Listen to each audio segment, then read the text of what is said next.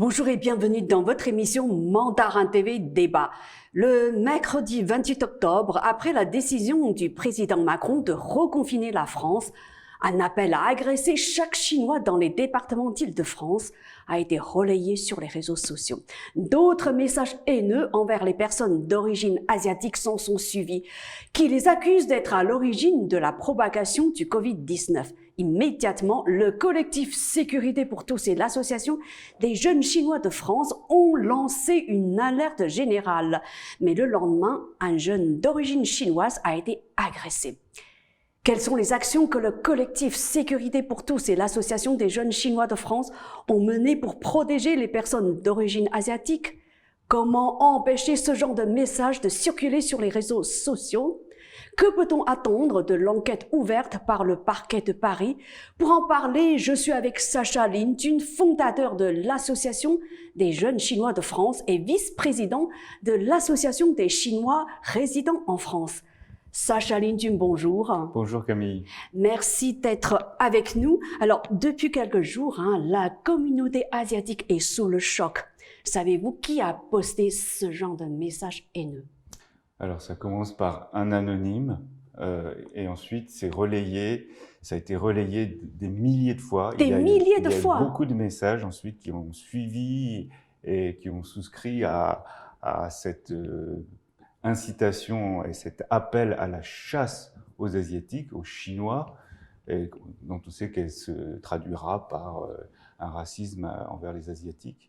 Donc c'était quelque chose violent quand même, d'assez massif. C'est pas un cas isolé du tout. Moi, j'ai lu quelques messages qui ont été relayés sur les réseaux sociaux du style Hitler aurait dû tuer les Chinois et non les Juifs. Des choses comme ça. Tout à fait. On a aujourd'hui un racisme totalement décomplexé à l'égard des Asiatiques. Décomplexé, qui joue un peu sur de l'humour. Mais quand on sait le contexte... Vous croyez que c'est de l'humour? Ils se protègent comme ça. Quand le parquet, la police va les interroger, ils vont dire « Ah, mais c'est de l'humour ». Mais non. Et quand on dit Hitler aurait dû tuer les Chinois et non les Juifs, est-ce que c'est de l'humour? Ils sont allés trop loin. Là, ça va beaucoup trop loin, bien sûr. C'est de l'humour raciste. Mais pourquoi ces messages haineux envers les personnes d'origine asiatique? Pourquoi? Alors que les Asiatiques, c'est une population qui reste silencieuse. Oui, bien sûr, on pourrait penser qu'ils n'ont rien fait de mal. On dit souvent qu'ils ne font pas de vagues, ils réussissent bien, ils s'intègrent bien, ils font des efforts. Et bien justement, ça a contribué à créer dans l'imaginaire de certains que la communauté asiatique est une minorité modèle. Et souvent, cette minorité modèle est mise en opposition par des théories d'extrême droite pour justement culpabiliser les minorités qui, elles, ne seraient pas modèles, qui, elles, feraient des vagues, etc. Donc, en visant les minorités africaines, l'immigration, les musulmans, etc. Donc, c'est une théorie d'extrême droite qui aujourd'hui, a conquis les jeunes esprits et qui commence à faire monter des tensions intercommunautaires et qui expliquent voilà, ce ciblage, cette légitimation, cette légitimité que certains ont à se moquer des Asiatiques, à les viser, à les rabaisser, les agresser. Alors ça s'ajoute bien sûr à tout plein de préjugés réducteurs, rabaissants, parfois positifs, mais qui n'en restent pas moins des préjugés raciaux. Maintenant, avec le Covid-19, c'est ajouté un nouveau préjugé et une nouvelle culpabilité qu'on jette à la face des Asiatiques, c'est le Covid-19, c'est la faute aux Asiatiques, aux Chinois qui l'ont amené. Et donc là, c'est le prétexte idéal pour appeler à la chasse aux Chinois qui seraient les responsables de tous les maux d'aujourd'hui. C'est vraiment très très violent. Alors, est-ce la première fois qu'on voit arriver ce genre de message haineux et décomplexé, pour reprendre votre expression. Tout à fait. À ce point de banalisation, banalisation, de la haine, hein, oui. et d'agressivité, c'est du jamais vu. C'est pourquoi nous avons tout de suite lancé l'alerte. On savait qu'à l'annonce du deuxième confinement, tout comme au premier confinement, il y aura une vague de haine, de culpabilisation des Asiatiques et des Chinois. Mais on n'a pas imaginé que ça irait jusqu'à l'appel et l'incitation à chasser les Chinois et les Asiatiques. Donc ça nous a alarmés. Je pense que comme le gouvernement, débordé par la montée des cas de contamination, débordé par la vague de radicalisation et de haine envers la France, eh bien, elle est également débordée par une haine généralisée. On est vraiment dans une ambiance où on se sent dépassé, débordé par la dégradation de la société. Et pourtant, je pense qu'en général, les Français savent très bien que les Chinois ne sont pas à l'origine de la propagation du Covid-19. Beaucoup de preuves, et on a eu beaucoup de preuves. Et pourquoi justement ce message-là a rallié beaucoup de réactions similaires, hein? C'est ça qui est incompréhensible. C'est, je dirais, oui, c'est un racisme primaire. Et c'est aussi, je vais dire, les gens, on a l'impression qu'ont perdu la raison. Alors vous dites que les gens savent que le coronavirus, c'est pas de la faute à une ethnie, c'est pas la faute à un pays, encore moins à une diaspora qui est maintenant de nationalité française pour la plupart. Je ne le crois pas. Et pourtant, j'ai interrogé quelques Français. Ils m'ont dit non, c'est une blague. Ça n'est pas représentatif. De ce qu'on lit dans les médias, il y a vraiment un accablement de la Chine, de manière générale, même si des personnes intelligentes n'oseront pas affirmer le lien, la culpabilité de la Chine dans la propagation de cette pandémie. Aucun média ne défend la Chine. On a plutôt des médias qui accablent la Chine de manière indirecte et depuis des années sur le Made in China, sur les droits de l'homme, sur etc., etc. Et aujourd'hui, il y a une absence de garde-fous dans les médias. Donc oui, des gens intelligents savent faire la part des choses, mais ce n'est pas le cas de la majorité des Français. Oui, la majorité est encore soumise à ce qui est propagé, véhiculé dans les médias. Et dans les médias, la Chine, c'est un ennemi. Et d'ailleurs, très probablement, Trump a contribué justement à la circulation de ce message, puisque lui, en tant que président américain, accusait les Chinois d'être à l'origine de la propagation du Covid-19. Tout à fait, et on a vu le résultat outre-Atlantique, aux États-Unis, des milliers de cas d'agression d'Asiatiques répertoriés. Il y a encore plein de cas qui ne sont pas répertoriés. Des milliers de cas. On voit l'incidence d'une telle posture, d'associer une ethnie ou un pays à une pandémie. Ce qui n'était jamais, c'est du jamais vu. Est-ce qu'on n'a jamais associé la grippe H1N1 ou quelques virus que ce soit à un pays? On n'a jamais demandé à un pays d'indemniser lorsque il y avait une pandémie. Mais est-ce que ces gens-là n'ont pas essayé de profiter du contexte actuel pour justement critiquer à outrance les Chinois parce qu'ils ont bien réagi, parce qu'ils ont bien réussi? Est-ce que, je vais dire, le contexte marqué par le coronavirus ne sert pas de prétexte, tout simplement. Tout à fait, c'est un prétexte. C'est-à-dire que ce n'est pas un problème de, je veux dire, c'est juste un prétexte pour accuser la Chine de ceci ou de cela parce que, on l'a bien vu, hein, la Chine a réussi à endiguer la propagation du virus et que la croissance chinoise sera positive d'ici à la fin de l'année et c'est peut-être le pays qui a le mieux justement maîtrisé l'épidémie du coronavirus. Et tout ça, probablement, ça a suscité de la jalousie, non? Bien sûr, pour les détracteurs de la Chine, ça doit être insupportable, ce succès des pays asiatiques dans la gestion de la pandémie. On a bien vu au début de l'année cet abasourdissement planétaire où on voyait que les pays soi-disant les moins développés réussissaient mieux à gérer que les pays soi-disant développés. Donc, effectivement, ça doit susciter la jalousie et ça doit être très très dur à avaler et à comprendre pour beaucoup de personnes. Et je répète qu'il y a une instrumentalisation, une récupération géopolitique et tous les prétextes sont bons pour affaiblir le camp adverse.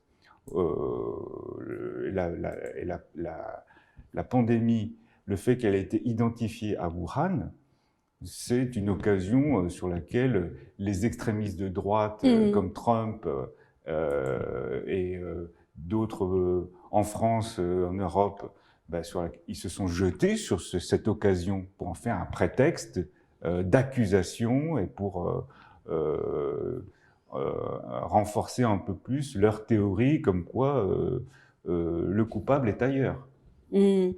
Alors, on sait que l'Association des jeunes Chinois de France que vous avez fondée, ainsi que le collectif Sécurité pour tous, ont immédiatement lancé une alerte générale contre, je cite, ce qui s'apparente à l'incitation à la chasse aux Asiatiques.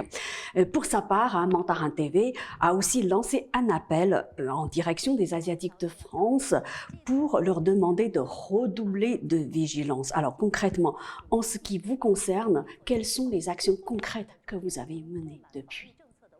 Alors, l'alerte se poursuit. Hein, sur les réseaux sociaux, sur les réseaux dans sociaux. Les médias aussi, je crois. Oui, il faut dire que l'alerte a été un succès, puisqu'il a été entendu, il a été relayé par vous. D'ailleurs, ça a été très bien. Merci. Ça a été salué par les jeunes militants qui avaient du mal, qui étaient inquiets de ne pas pouvoir atteindre la population peut-être la plus à risque, celle de peut-être la première génération, qui n'est pas encore francophone, oui. et qui n'aurait pas qui ne lisent pas Twitter. C'est ça. Ils ne sont pas habitués aux outils de communication modernes. Donc, cette alerte qui a pu être relayée par vos médias, par d'autres militants du 93, a été utile. A été très très utile, je pense. Il a été ensuite relayé par des médias nationaux français. C'est ça. J'ai lu pas mal d'articles publiés dans Le Monde, dans Le Parisien, et aussi sur, on va dire, BFM TV, CNews. Etc. etc. Et pourtant, là-dessus, on peut dire que les médias français ont quand même contribué à relayer le message consistant à dire que les Asiatiques doivent se protéger davantage, cette fois-ci. Oui, là, ils sont allés. Ils ne peuvent pas ne pas nous défendre. Ça serait coupable. Le contraire serait coupable. L'omission, le déni serait coupable de leur part, je pense, pour le moins. Mais là, on voit que bon, ils jouent le jeu, ils vont dans notre sens. C'est la moindre des choses. Et c'est une nouveauté pour nous. C'est quand même une avancée. C'est bon à prendre, bien sûr. Les médias n'ont pas toujours été à l'écoute des problématiques des Asiatiques. en France. Mmh. Et autre nouveauté, c'est que les associations antiracistes traditionnelles comme SOS Racisme, la LICRA, Racisme, le oui. MRAP, eux aussi sont aujourd'hui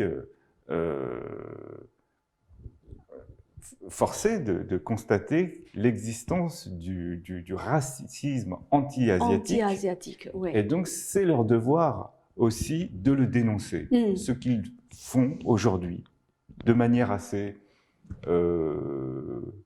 simple, rapide, dès lors que l'information est confirmée.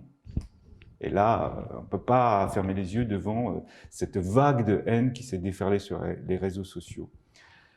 Encore une étape plus loin, ces associations ont réussi ont décidé de porter plainte contre ceux qui propagent ces incitations à agresser des Asiatiques. Et j'ai appris hier que le parquet s'est saisi de l'affaire et enquête et aurait Ça date retrouvé... d'hier seulement. Ça date d'hier. Ah, vous l'avez appris hier, oui, d'accord. Ça ne date peut-être pas d'hier, mais ça a été officialisé hier par les médias. La justice s'est donc saisie de ces appels à la haine et aurait identifié celui qui a lancé le premier tweet. Maintenant, il n'est pas tout seul. Je ne sais pas jusqu'où ça va aller, s'ils vont réussir à le condamner, pour quel chef d'accusation, je ne sais pas. Il faut maintenir cette pression en tout cas. Il faut, et donc là, on va parler des actions... Mais justement, les actions concrètes pour protéger cette population désormais à risque. Alors, protéger, c'est un grand mot. On ne peut pas protéger, on ne peut pas être derrière tout le monde. Il y a déjà beaucoup de militants qui patrouillent, qui essaient de protéger. Chacun de nous doit, par sa vigilance protéger ses proches. Nous lançons l'alerte et nous souhaitons, dans un premier temps, recourir à tous les outils publics, les outils qui sont à la disposition, les outils légaux qui sont à la disposition de tous, citoyens ou non. Donc, ça consiste en une alerte. Nous avons réussi à alerter l'Éducation nationale. L'Éducation nationale. Et pourquoi l'Éducation nationale alors ? Tout simplement parce que ces appels, c'est pour protéger les enfants qui sont à l'école, visent aussi les collégiens et les Incroyable, les jeunes, bien Alors, sûr. Et il faut ajouter que c'est purement raciste cette fois-ci. Il n'y a pas de motif crapuleux. C'est juste parce que il est assimilé à chinois, donc on va le buter, on va se le faire pour le plaisir. C'est de la méchanceté gratuite. Purement gratuite. On est arrivé à un autre stade. Et c'est pour ça qu'il faut réagir. Donc, les outils, voilà. Donc, vous le disiez à l'instant. Il faut faire connaître, nous avons lancé en phase 1, il y a l'alerte. L'alerte, voilà. En phase 2, il y a la mobilisation de nos forces vives. Et en phase 3, nous voulons créer des outils durables où nous répertorions, où nous faisons le recensement des délits et des crimes, et on pourra faire l'accompagnement et l'information des démarches dans ce cas. Et je pense que ça c'est une obligation. Mais comment utiliser ces outils alors ? Comment le faites-vous savoir ? Eh bien, il faut déjà les créer.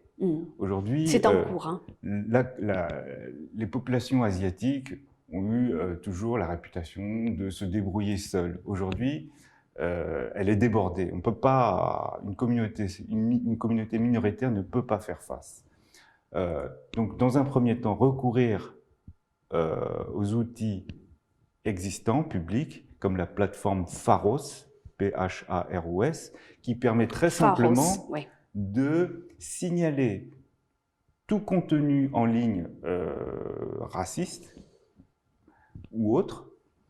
Vous envoyez le lien sur le site, vous mettez le descriptif et surtout vous envoyez le lien au site et tout de suite se déclenche une enquête sans qu'on ait plus de démarches à faire. Il n'y a pas besoin d'aller au commissariat. Donc ça, c'est Ça, c'est une bonne chose. En théorie, oui. c'est l'outil idéal.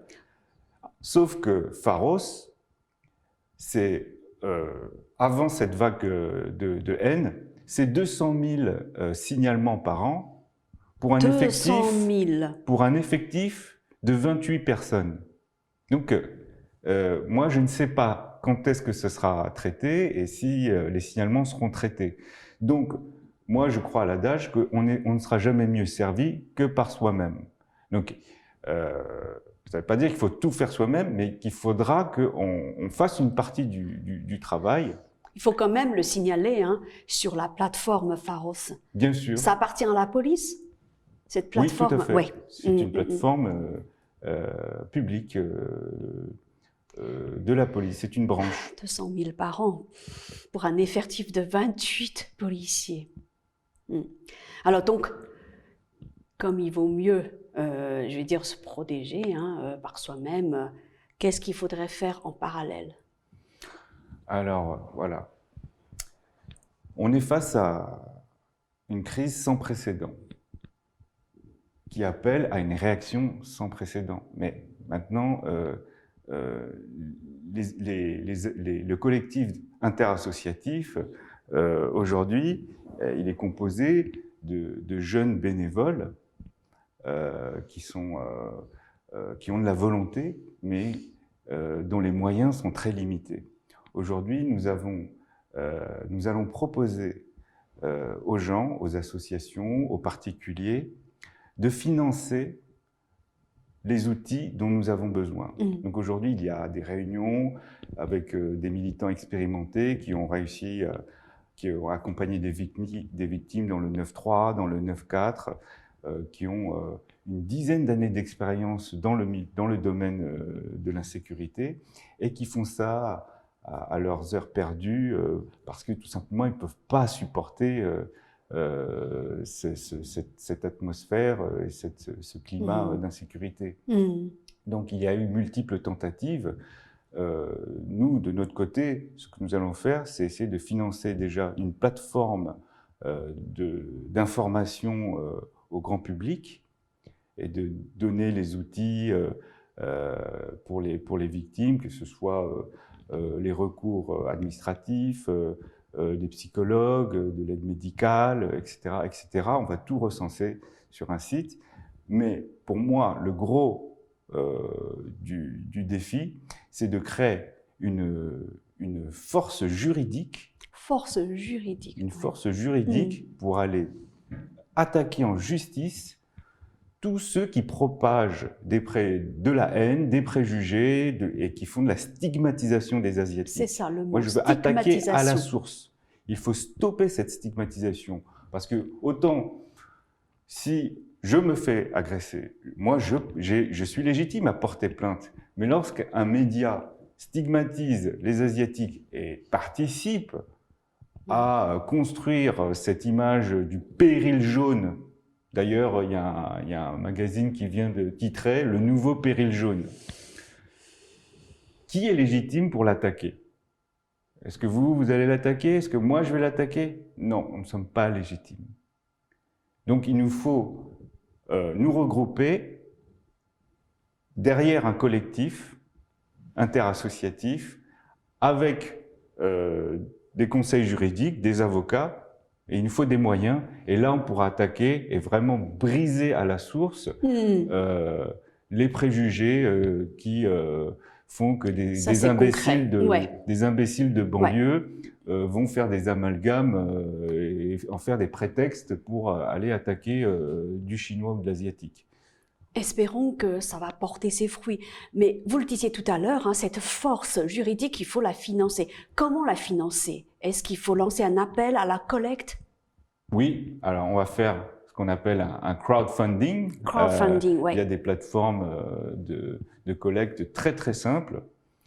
Et il s'agira aux particuliers, aux associatifs et au pouvoir public aussi de montrer leur volonté s'ils nous font confiance, il y a plein d'actions, on n'est pas obligé de nous faire confiance, mais je pense que depuis 10 ans d'activité, je ne vois pas d'autres dynamiques qui pourraient aller jusqu'au bout d'un tel projet, parce que ça reste un but totalement non lucratif, c'est vraiment que de la bonne volonté, mais maintenant on est dépassé, il faut passer à la vitesse supérieure, et donc il est tout naturel que ce soit les personnes qui se sentent concernées dans leur totalité, qui puissent contribuer à financer un outil proportionnellement fort à ce qu'ils vivent, à leur peur, à l'insécurité. Ah, vous parliez de crowdfunding, ok,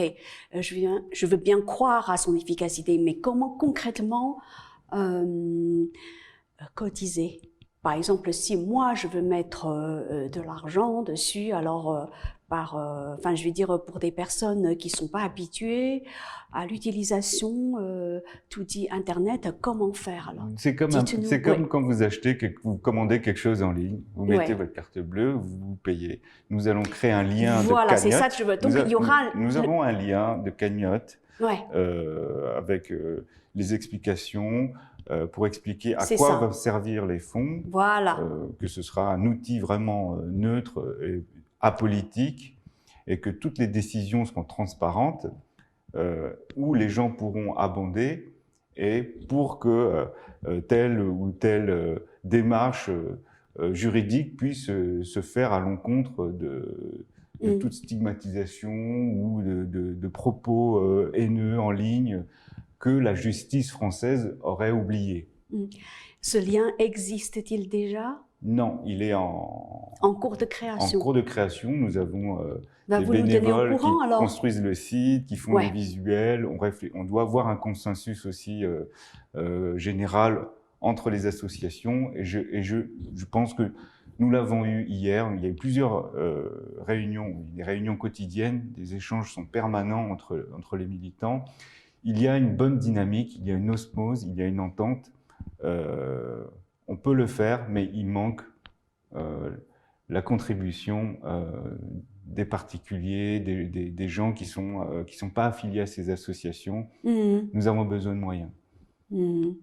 Donc, dès que le lien sera prêt, vous nous tenez au courant? Oui, il faudra le partager. On va lancer une campagne d'information sur ce nouvel outil.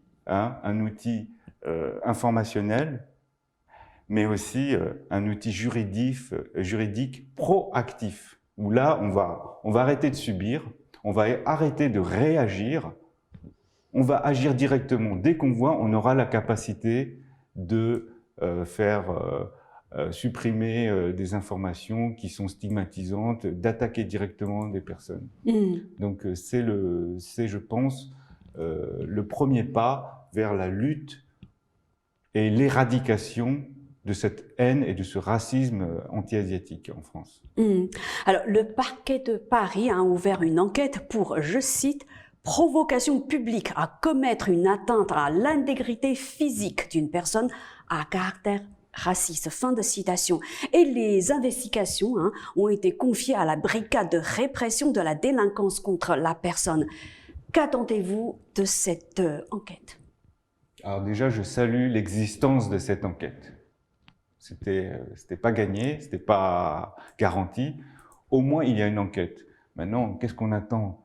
Eh bien, évidemment qu'on attend qu'il soit attrapé, qu'il soit sanctionné, que ça dissuade les autres petits malins de faire la même chose. Mais on attend. Mais je suis quasiment persuadé que beaucoup passeront entre les mailles du filet de la justice.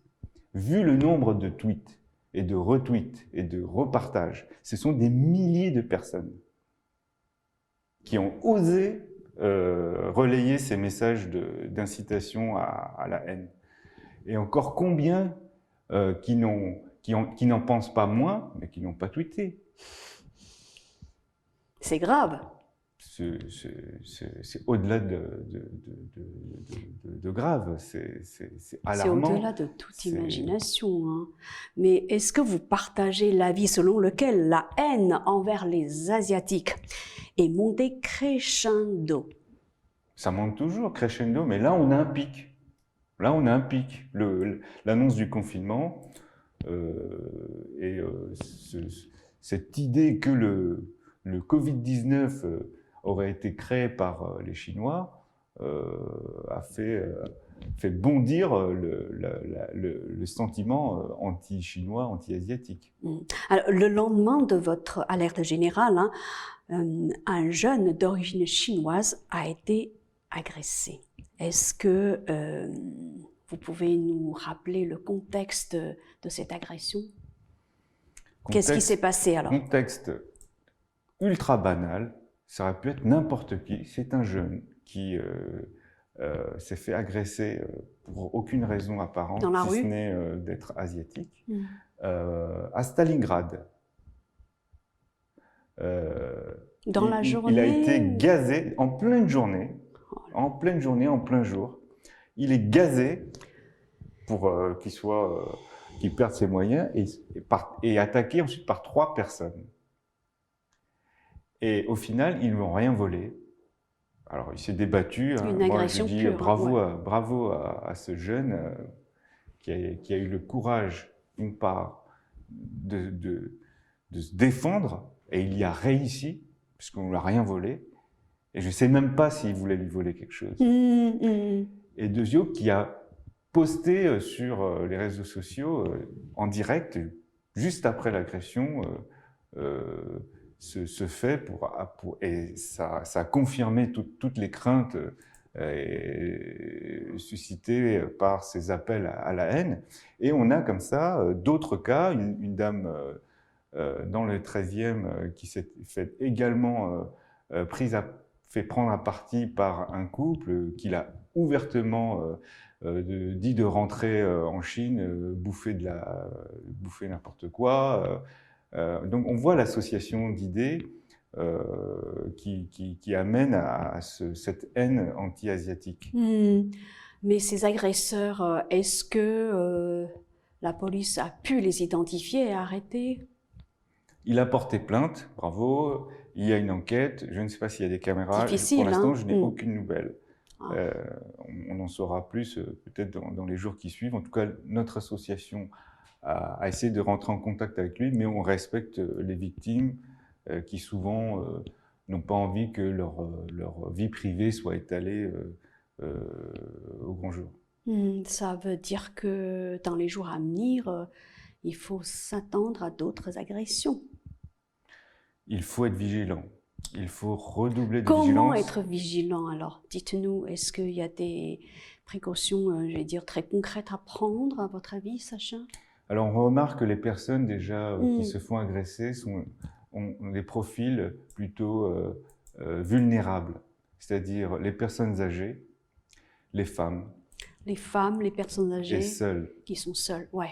Donc, si vous êtes une femme âgée, seule, voilà, vous êtes à risque, à grand risque. Donc, le confinement va un peu nous aider.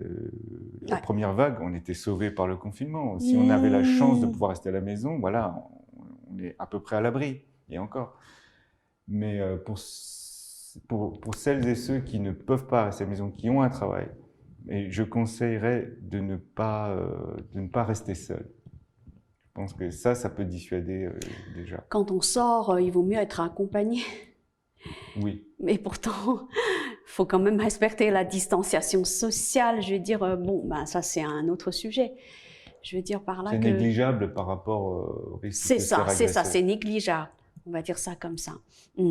Mais à votre avis, est-ce qu'il est possible d'empêcher la publication des messages haineux de ce genre? Théoriquement, oui. Les outils sont là, mais on est face à une telle profusion de messages que le système est débordé. Donc, en pratique, on n'arrive pas. On ne peut pas endiguer les messages, tous les messages haineux. Mais il faut quand même le faire. Faut pas abandonner. C'est pas parce qu'on peut pas éradiquer tout qu'il faut tout laisser passer. Il faut tenter de ne rien lâcher, et que rien ne passe. Forcément, on peut pas empêcher la liberté d'expression en France. Ben justement, des messages ambigus qui surfent entre humour et racisme. Humour. Aujourd'hui, ça sert, on va dire, ça sert de prétexte hein, pour propager des messages anti-chinois, il me semble.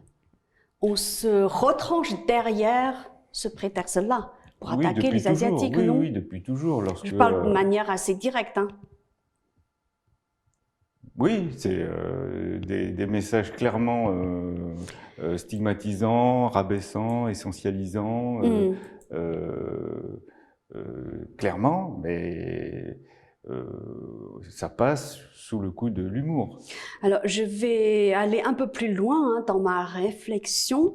Dans un pays attaché à la liberté d'expression comme la France, est-ce qu'on peut tout dire et tout publier sur les réseaux sociaux? Non, pas du tout. Pas du tout. On a plein de personnes, plein d'exemples dont on censure la parole lorsque elle devient un délit. C'est extrêmement clair. Le racisme n'est pas une opinion, c'est un délit. Donc, bien, c'est tout à fait compatible avec la liberté d'expression. La liberté d'expression n'est pas la liberté d'insulter ou de diffamer. C'est extrêmement clair, mais certaines personnes pensent peut-être que la liberté d'expression que défend la République française est une liberté absolue. C'est une erreur de leur part. Mais le système est tellement débordé qu'il n'arrive pas à sanctionner toutes les dérives racistes. Donc, ce qui laisse une ambiguïté. On dit, ah, ben, tu vois, j'ai pas été condamné, donc voilà, j'ai le droit de le dire. Mais c'est pas parce qu'on n'a pas envie de te condamner ou que c'est pas condamnable, c'est parce que le système est débordé. Et bien, nous, on va aider le système. Il faut que nous aussi mettions la main à la pâte et puis insistions sur les propos que nous estimons les plus dangereux ou qui ont la plus mauvaise influence. Il faut que nous attaquions directement avec de l'argent. Parce que si on passe par les plateformes et qu'on fait la queue comme tout le monde, on ne passera pas. On a des avocats pour aller en direct. Mais il nous faut des moyens. Les militants, les bénévoles ne peuvent pas financer ça. C'est ça un des nœuds du problème, hein, le manque de moyens. C'est un travail sociétal de titan. Nous avons espoir que les pouvoirs publics, les institutions publiques aujourd'hui sont de notre côté. Elles nous aident, mais elles sont débordées. Et nous devons aussi, en tant que citoyens, en tant que victimes, nous devons mettre aussi du nôtre. C'est comme ça qu'on fera société. Il faudrait y mettre du sien, n'est-ce pas? C'est comme ça qu'on fera nation ensemble et qu'on sera fort. Il faut être solidaire. C'est un problème de société, ce n'est pas un problème communautaire. C'est un problème de société et on agira avec les outils de la société tout entière, sinon on n'y arrivera pas. Eh bien, le message est passé. Alors, Sacha, sur le plan purement technique, hein, est-ce qu'on peut bloquer des messages haineux de ce genre? Sur le plan technique, par exemple. Un particulier ne peut pas. Tout ce qu'il peut faire, c'est signaler à la plateforme. Pharos, toujours? Signaler à Facebook, signaler à Twitter. Ils sont débordés. Des fois, ils censurent des choses dont ils s'excusent ensuite parce qu'il n'y avait pas de raison de censurer et des propos qui devraient être censurés, ils ne sont pas censurés. On a de gros doutes chez les militants sur la compétence et l'efficacité des services de modération des réseaux sociaux aujourd'hui. Donc, comme je disais, on ne peut pas leur faire confiance. Ils sont débordés ou incompétents ou les deux. Je pense que c'est les deux. Donc, à nous de prendre les choses en main. Alors, dernière question, hein, outre la lutte contre les agressions anti-asiatiques, quelles sont les autres actions que mène l'Association des jeunes Chinois de France que vous avez fondée? Alors aujourd'hui, elle s'est développée, elle a beaucoup de ramifications, elle agit sur beaucoup de domaines, notamment culturels, en s'éloignant un peu des sujets polémiques et vraiment fâcheux comme l'insécurité, le racisme. La JCF est une association citoyenne très positive qui aide les jeunes français d'origine chinoise à concilier leur double culture, leurs racines chinoises avec leur culture française. Et pour ça, on a l'équipe, les équipes qui m'ont succédé ont fait un boulot formidable, notamment l'équipe actuelle. Donc vous avez déjà reçu les membres du bureau. Ils ont une vision pour l'association qui peut être très bénéfique d'une manière générale, hein, je ne rentre pas dans les détails, d'une manière générale pour toute cette jeunesse qui aujourd'hui est un peu perdue dans leur aspiration à être acceptée en France, à trouver leur place. Et de l'autre côté, avec ces préjugés sur l'origine. Donc, pour tout ça, la JCF est présente pour ces jeunes.